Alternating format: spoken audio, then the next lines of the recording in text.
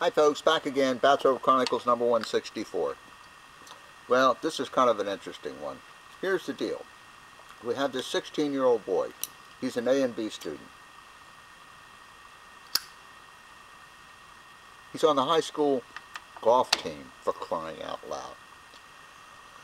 So what happens, one day he comes to school, his eyes are bloodshot.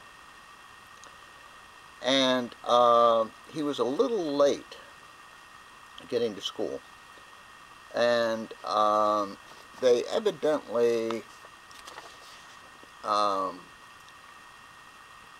somehow they ended up taking him to the school nurse. Some other person said something about they thought he was smoking marijuana.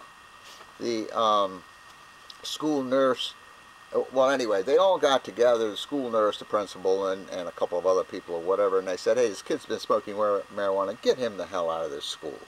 Now they didn't drug test him, and they didn't, and he I don't even know if they confronted him with, have you been smoking marijuana?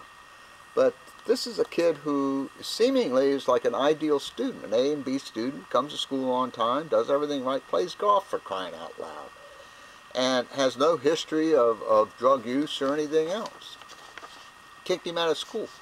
Not only did they kick him out of school for 3 days, they, this evidently was one of these, I'm not sure what they call them. You know how some cities have these schools where the smarter kids go, or whatever in the heck they're called? I'm not Magnet sure. schools. Magnet schools? Mm-hmm. Something. Thank you, production assistant back there. Thank you. Anyway, I think it was one of those kinds of schools. So not only did they say, you're out of school for 3 days, you're going to a different kind of school. You're going to one of those kind of schools where, you know, like the screw-ups go.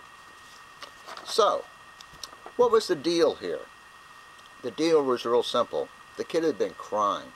His dad had been stabbed to death 2 days before. Ah. And no one even bothered to talk to this kid. And I don't know. For some reason I just wanted to put this out there, and I'm not really sure why. But I guess there's some things we could learn from this, especially if we're school people, school administrators or teachers or whatever. And all of us can learn. These things aren't always what they seem. They truly aren't. Here was this young man who was grieving over his dad, who'd been crying for a couple of days. By the way, his mom took him immediately to a doctor, and of course, there were no drugs of any kind in the kid. So these people were real screw-ups. I don't know. For some reason, I just wanted to put this out there. You guys take care. Pat Condell would say, peace, ladies and gentlemen, and red eyes don't mean marijuana all the time. Bye.